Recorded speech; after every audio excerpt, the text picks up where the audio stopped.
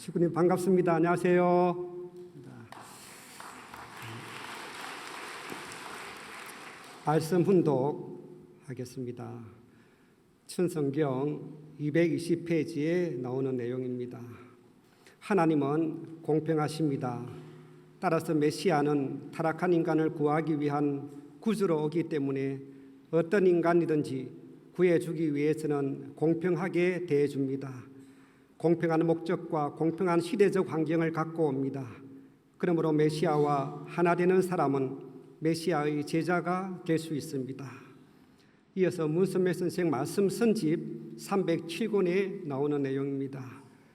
그렇기 때문에 세상에서 못생긴 부부가 사는 것을 보게 될 때 못생겼다고 생각하지 말라는 것입니다. 저 세상에 가서 미인 중에 미인이요 미남 중에 미남으로 화할 수 있는 지상의 통일적 사랑을 어떻게 완결짓느냐 하는 것이 중요한 문제입니다. 하나님은 공평합니다. 영계까지 생각하면 공평한 하나님이라는 것입니다. 몰라서 그렇지.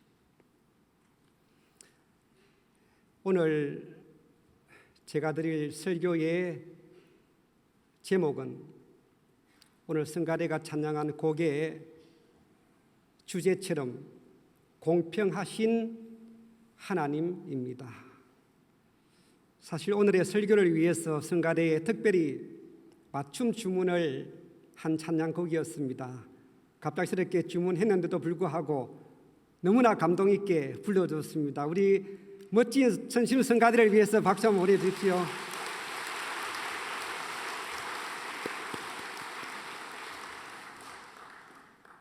이 곡의 가사를 누가 지었는지 아십니까? 바로 뇌성마비 시인인 송명희 씨입니다. 인터넷에 검색해 보면 이 송명희 시와 그가 지은 공평하신 하나님이란 이 시에 대해서 이렇게 소개되어 있습니다. 태어날 때부터 뇌성마비 지체 장애로 혼자서는 움직일 수도 없는 절망적인 삶 속에서도 오히려 가진 것 하나 없는 자기에게도 남들이 갖지 않은 특별한 은혜를 주신 하나님의 공평하심을 찬양하는 이 아름다운 시는 수많은 영혼을 일깨워 주었으며 눈물과 감동을 선사해 주었다. 이처럼 견디기 힘든 장애 속에서도 시를 쓰기 시작하여 그동안 저서 27권과 직접 작사한 찬양이 100여 곡 발표되었으며 국내외 교회 학교 방송 출연 등 1,500여 회 집회 활동과 기독신문 칼럼을 10년 넘게 연재하고 있다. 이렇게 나와 있습니다. 실은 건강한 사람들도 때로는 불평, 불만, 좌절과 절망에 죽고 싶을 지경에 이르면 모든 것을 포기하는 인생인데 그토록 견디기 힘든 고통 중에서도 공평하신 하나님이라며 자신의 삶을 오히려 감사로 승화시킨 이 송명희 시인의 인생 승리야말로 참으로 감동적인 휴먼 스토리가 아닐 수 없습니다. 이 송명희 시인은 지난 10여 년 전에 KBS TV의 열린 음악회에 출연을 해서 어머니와 함께 말도 제대로 못하는 가운데서도 직접 시를 낭송하는 모습을 보여줌으로써 수많은 시청자들을 울리기도 했습니다. 그러면 그 감동적인 영상을 잠시 한번 보도록 하겠습니다. 오래되어서 화질 상태가 좋지 않지만 잘 봐주시기 바랍니다. 듣지도 말하지도 보지도 못하는 헬렌 켈러 여사. 그녀가 몸으로 실천한 숭고한 사랑은 바로 인간 승리였습니다. 30년 전 루게릭병으로 시한부 삶을 선고받았던 스티븐 호킹 박사. 그는 아인슈타인 이후 최고의 지성인으로 꼽히는 천체 물리학자로 추앙받고 있습니다.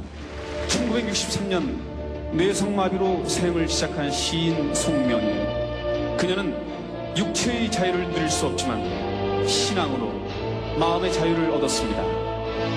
그녀가 몸으로 쓰는 한 구절 한 구절의 시는 따뜻한 희망의 빛으로 전해집니다.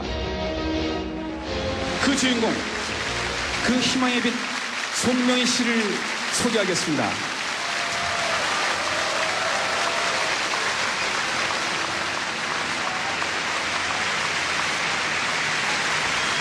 나는 파이팅 시고 나는 믿는 황금 현노 나는 먹는 것 있으니 나는 것 벌고 나는 그렇고 나는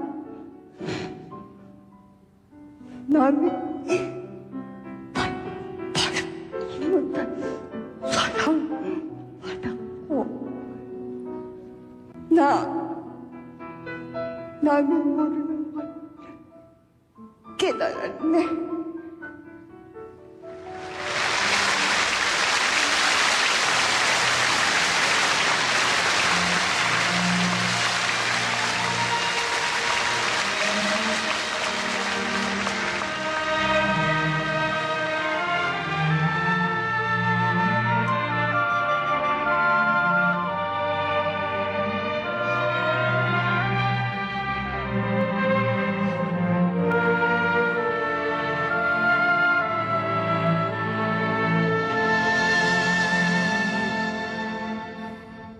나 가진 책은 없으나 나 남이 가진 지식 없으나 나 남에게 있는 건강 있지 않으니 나 남이 없는 것 있으니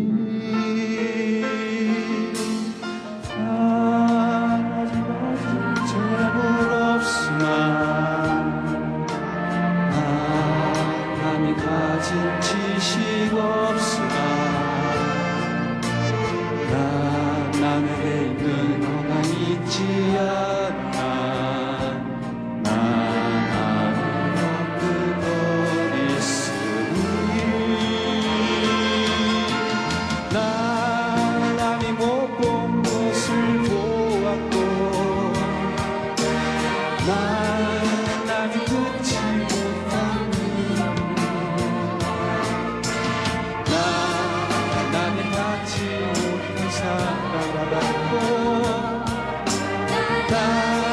남이 모르는 것 깨달아 공평하신 하나님이 나 남이 없는 것 같게 하셨네 나 남이 없는 것 같게 하셨네.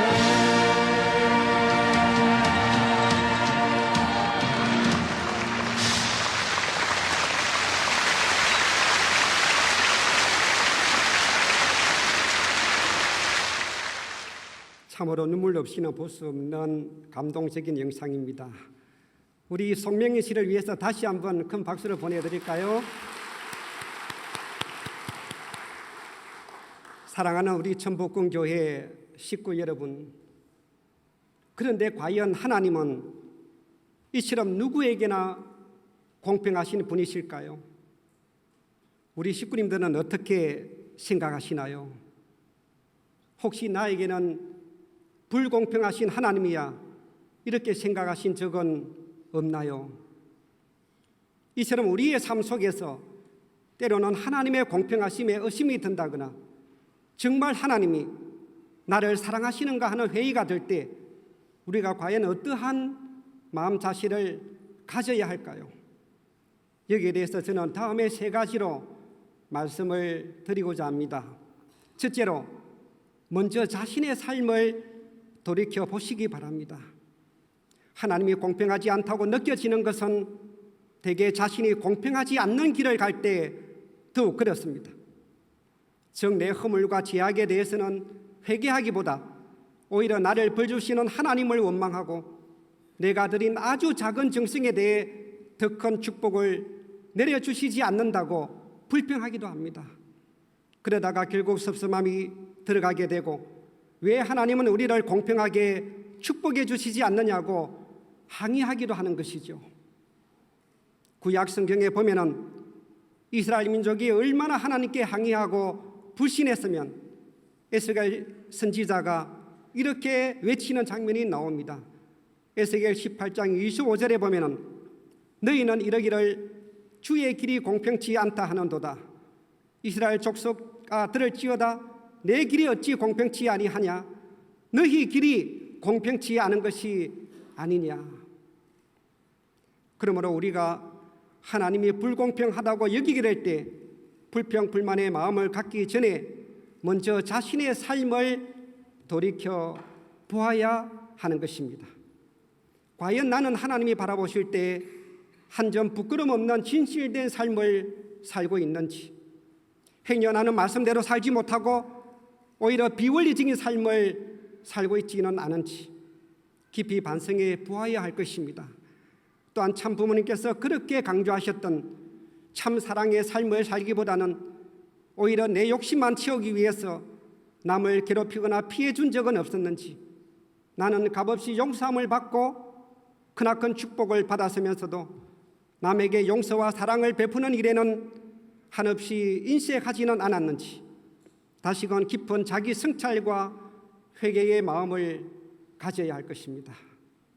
따라서 하나님의 공평하심에 대해서 의심을 갖기 전에 우선 나 자신이 과연 하나님의 축복을 담을 수 있는 복의 그릇을 준비하고 있느냐 하는 것부터 살펴보아야 한다는 말입니다.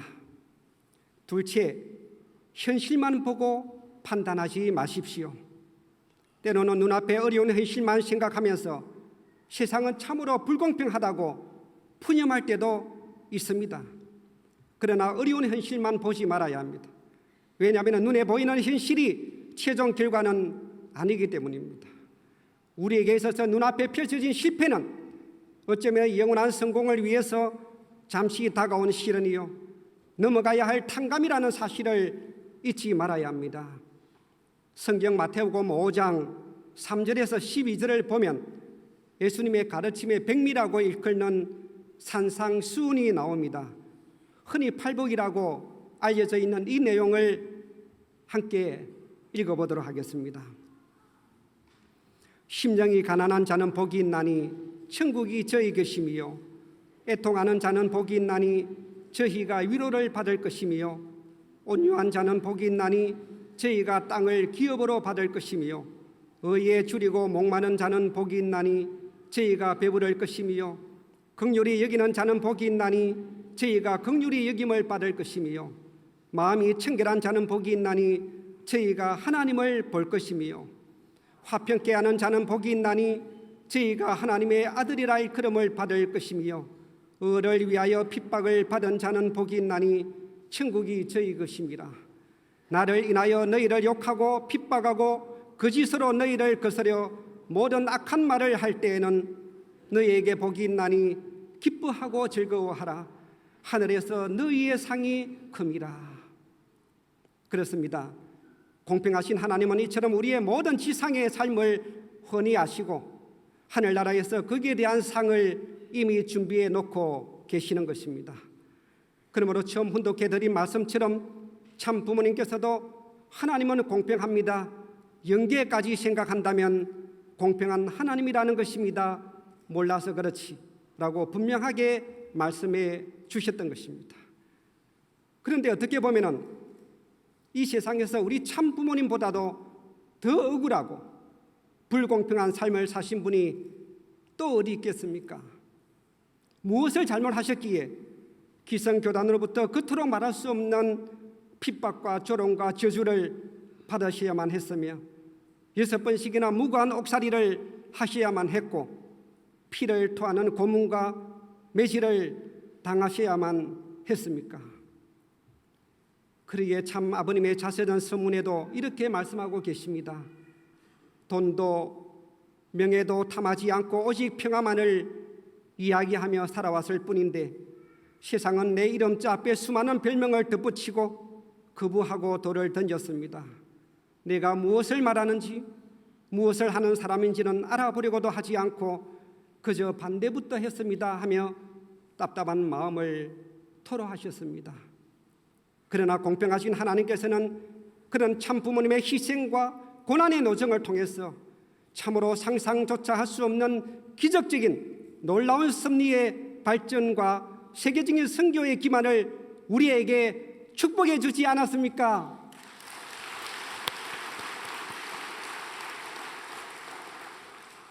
저는 하나님의 공평하심을 굳게 믿습니다.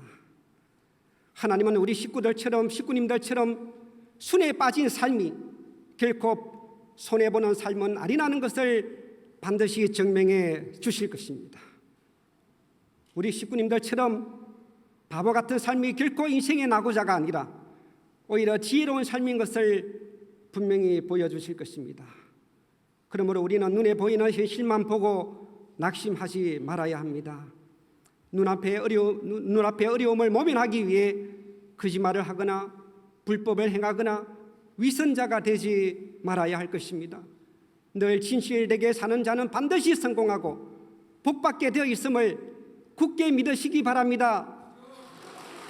감사합니다. 세 번째, 다른 사람과의 비교의식을 버리십시오. 어떤 분은 저 사람에게 주신 것을 나에게 주지 않았다고 하나님은 불공평하다며 매사에 투덜대는 사람도 있습니다. 그러나 하나님께서 다른 사람에게 주시지 않고 자신에게만 주신 많은 은사들에 대해서는 왜 감사하게 여기지 못하는 것일까요?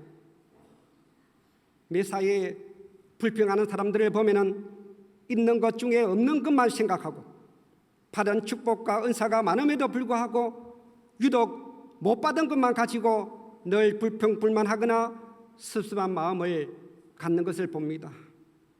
우리는 살아가면서 큰 사고를 당하거나 심한 병을 앓게 될 때 비로소 품고 잊고 있었던 소중한 행복들을 발견하게 됩니다. 어떨 때는 내가 살아 숨쉬고 있는 것만으로도 하늘 앞에 감사한 마음을 갖기도 하고 보고 듣고 말하고 느낄 수 있다는 것이 얼마나 복된 삶인지를 문득 깨닫게 되기도 합니다. 사랑하는 식구 여러분, 저는 여기서 잠시 참 부모님 앞에 간증하는 심정으로 저의 신앙 간증의 일부분을 들려드리고자 합니다. 저는 항상 제 신앙 간증을 할 때 그 주제를 하나님께 붙들린 인생길이라고 말하곤 합니다. 사실 저의 삶을 돌이켜보면 외적인 조건으로 보나 또 큰 사고로 인해 죽음에서 살아난 일 등 세상적으로 보면 어쩌면 불공평한 삶이었다고도 볼 수 있기 때문입니다. 저는 태어나서 첫돌이 채 되기도 전에 저희 아버지께서 갑작스런 급성장염으로 일주일 만에 하늘나라로 가셨습니다. 그 당시 저희 어머니는 겨우 42살이었는데 엄한 유교 가문의 종갓집 며느리로서 시부모님을 모시고 논밭일을 도맡아 하시면서 어린 사남매를 키우시느라 정말 고생 많이 하셨습니다. 막내인 저를 지극히도 아끼고 사랑하셨던 저희 어머니는 제가 축복받고 나서 저희 집에서 20년간 모시다가 영육 축복을 받으시고 7년 전에 90세로 성화하셨습니다. 저에게 다가온 두 번째 시련은 어릴 때 물놀이를 하면서 중이염을 앓게 되었는데 시골이라 그대로 방치한 나머지 10년이 지나서야 큰 수술 끝에 우척기는 완전히 청력을 상실하고야 말았습니다. 청력 장애자인 셈이죠.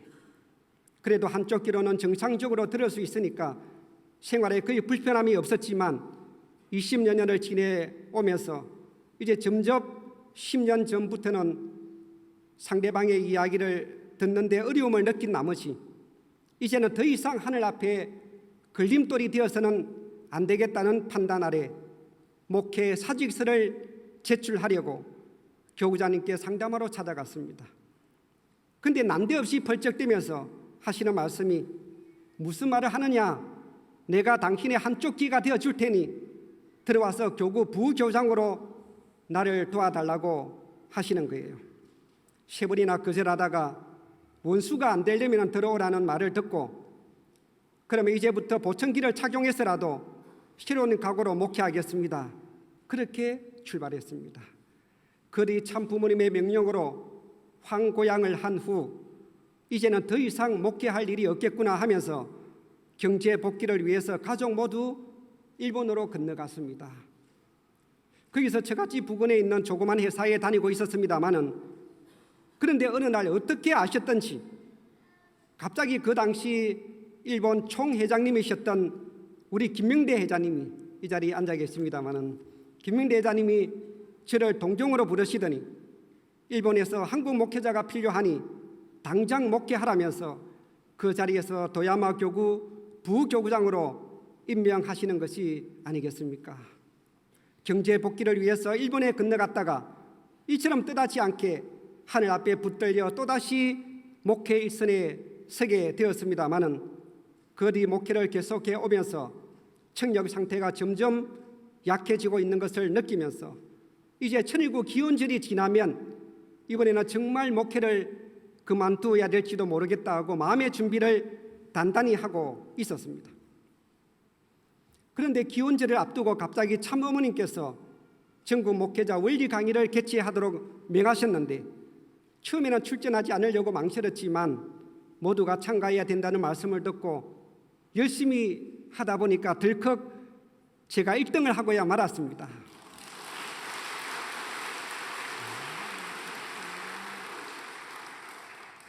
아니다 다를까 기원절이 끝나자마자 목회를 그만두기는커녕 갑자기 경남 교구장으로 발령을 받게 되었고 1년 만에 전혀 생각지도 못했던 이 복된 천복궁 교회까지 오게 되어 오늘 이렇게 대단하신 우리 원로 선배님들을 비롯해서 이런 식구님들 앞에서 설교하게 된 저 자신의 삶을 보면서 정말 저의 모든 인생은 저의 선택과 의지에 따라서가 아니라 오로지 하나님께 붙들린 삶이었구나 하는 신앙 고백이 저절로 나오지 않을 수가 없습니다. 저를 전도한 저의 형님은 1800 가정으로서 부산 교구장을 거쳐 현재 서울 양천교회장으로 심호하고 계십니다. 한 가정에서 두 형제가 나란히 교구장까지 하게 된 것은 참으로 가문의 영광 중에 영광이 아닐 수 없습니다. 제가 걸어온 신앙길을 뒤돌아보면 항상 시련 뒤에는 은사가 또 그 은사 뒤에는 시련이 반드시 찾아오게 되는 것을 실감하게 됩니다. 저에게 세 번째로 찾아온 시련은 결코 잊을 수가 없습니다. 제가 통일신학교를 거쳐 충남교구 전도부장으로 발령을 받아 목회를 출발한 지 겨우 2개월이 되었을 무렵의 일이었습니다. 4월의 어느 날 그 당시 충남 교구자님 4분을 모시고 갓도를 지난 교구자님의 아기를 비롯해서 13명이 봉고차를 타고 좀 외딴 곳에 살고 있는 세 식구 가정을 신방하게 되었습니다. 그런데 차가 산 비탈길을 돌다가 갑자기 타이어에 펑크가 나면서 큰 바위와 부딪혀 경사가 아주 가파른 언덕길을 여러 바퀴 굴러서 물이 깊고 차갑기로 유명한 대청댐 물속 깊이 빠져버리고 말았습니다. 차가 언덕길을 구를 때에 이렇게 해서 죽는구나 하면서 잠시 정신을 잃었다가 차가운 물이 들어오면서 깨어나서 제일 먼저 헤엄쳐 나온 후에 허우적거리는 두 분의 식구님도 살려냈습니다마는 많은 분들이 충격을 받아 정신을 잃은 상태에서 그대로 물속에서 깨어나지 못한 채 돌아가시고 말았습니다. 그 사고로 교구자님의 사모님과 애기님을 비롯해서 8분이 성화하시고 교구자님과 저를 비롯해서 5명만 살았습니다. 그런데 살아난 분들도 대부분 허리뼈, 가슴뼈 등을 크게 다쳐 꼼짝 못하고 수개월간 입원하고 있었습니다마는 저는 아무데도 다친 곳이 없어서 단 하루 만에 멀쩡하게 태어날 수가 있었습니다. 그때 제 어머니는 저를 보시고 용왕님이 우리 아들을 살리셨구나 하시며 기쁨의 눈물을 흘리셨습니다.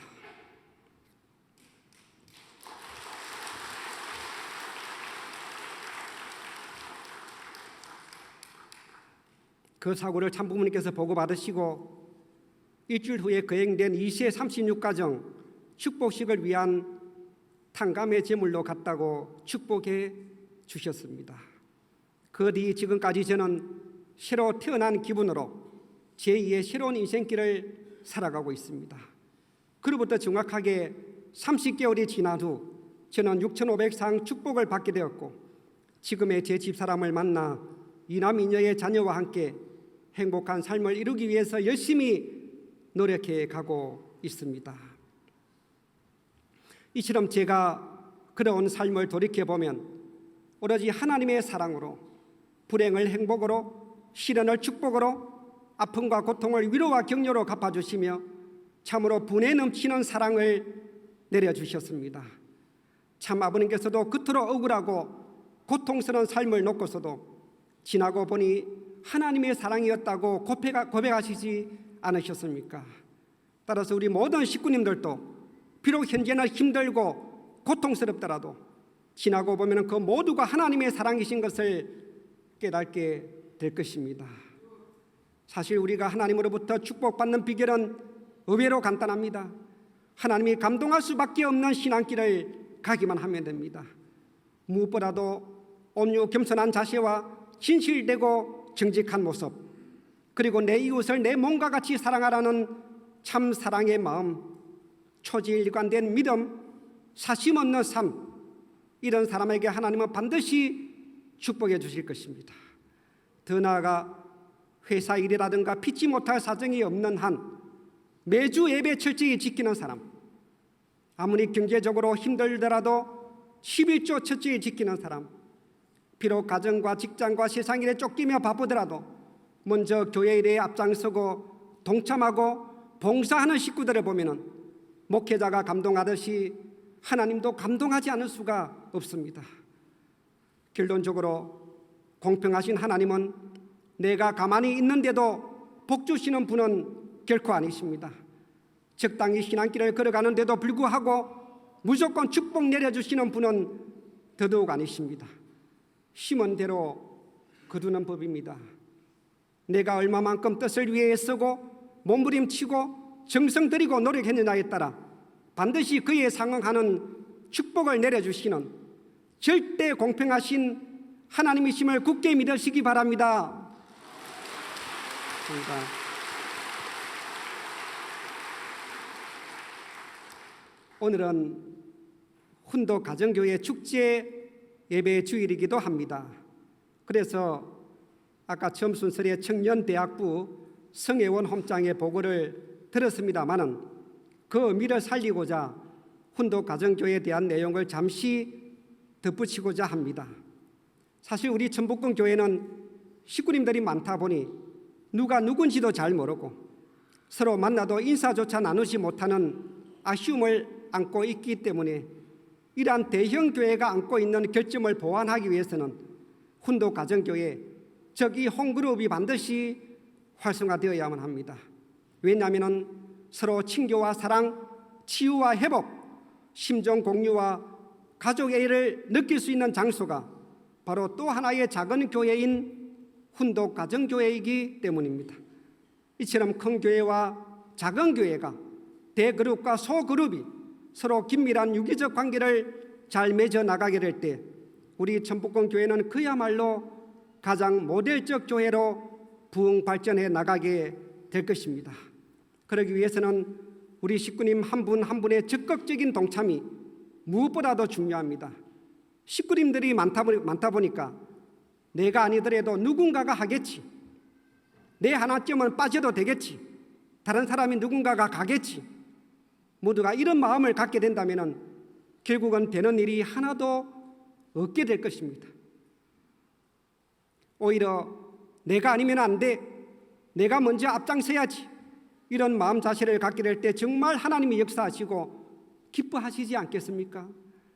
아무쪼록 금년 한 해의 후반기의 새로운 출발과 함께 이 아름다운 결실과 풍요의 계절을 맞이해서 공평하신 하나님의 사랑과 축복을 굳게 믿으시고 하늘 섭리와 교회 발전을 위해 한마음 한뜻으로 힘껏 달려나가도록 합시다.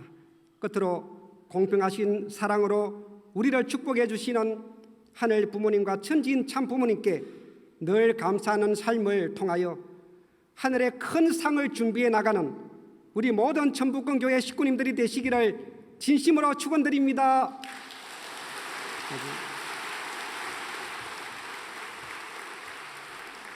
다 같이 일어서셔서 하나님의 은혜에 감사하는 마음으로 찬송가 404장을 힘차게 부르겠습니다.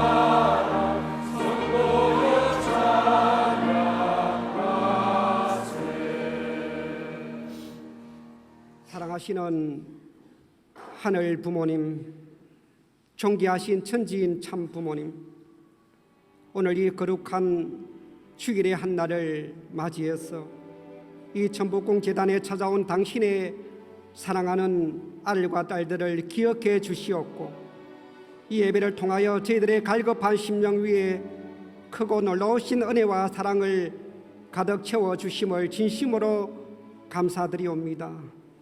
저희들이 지상의 삶을 살아가면서 비록 힘들고 고달프고 현실의 무게가 벅찰지라도 당신을 향한 저희들의 영혼에 그 기쁨이 늘 충만하도록 축복해 주시옵소서. 범사에 감사하는 마음을 가지고 아무런 두려움 없이 이 험난한 세파를 이겨나갈 수 있도록 더욱 강건한 영적인 믿음을 허락해 주시옵소서. 오늘 공평하신 하나님이란 설교의 말씀을 저희들에게 내려주셨사오니 그 말씀이 늘 저희들의 삶의 주제가 되어 언제나 하나님의 공평하신 사랑 속에 살아가고 있음을 잊지 말게 축복하여 주시옵소서. 오늘 예배의 어려운 생활 속에서도 감사하는 마음을 갖고 정성껏 당신 앞에 바친 귀한 봉헌한 귀한 손길들을 기억해 주시옵고 공평하신 축복으로 저희들의 삶을 지켜주시옵소서. 이 시간도 육신적으로 병마와 싸우며 힘들게 살아가는 식구들의 건강이 어서 빨리 회복될 수 있도록 축복해 주시고 모든 직장과 사업 위에 물질 축복의 은사를 내려 주시옵소서. 수능과 취업을 준비하는 모든 수험생들 위해 같이 하여 주시사 준비한 역량을 제대로 발휘할 수 있도록 은혜 내려 주시옵소서. 특히 모든 자녀들의 축복 매칭이 하늘 뜻맞게 성사되도록 크신 사랑으로 인도하여 주시옵소서. 이제 모두가 각자의 삶의 현장으로 파송되는 시간이 오니 어디 가든지 무슨 일을 하든지 늘 당신이 저들과 함께하고 있음을 알 수 있도록 더욱 굳세는 믿음을 갖게 하여 주시옵소서. 함께해 주시는 사패 진심으로 감사드리오면서 이 모든 말씀 축복 중심 가정 김홍덕 이름으로 간절히 보고드리며 축원하여 사옵나이다. 아주 각자 기도하심으로 예배를 마치도록 하겠습니다.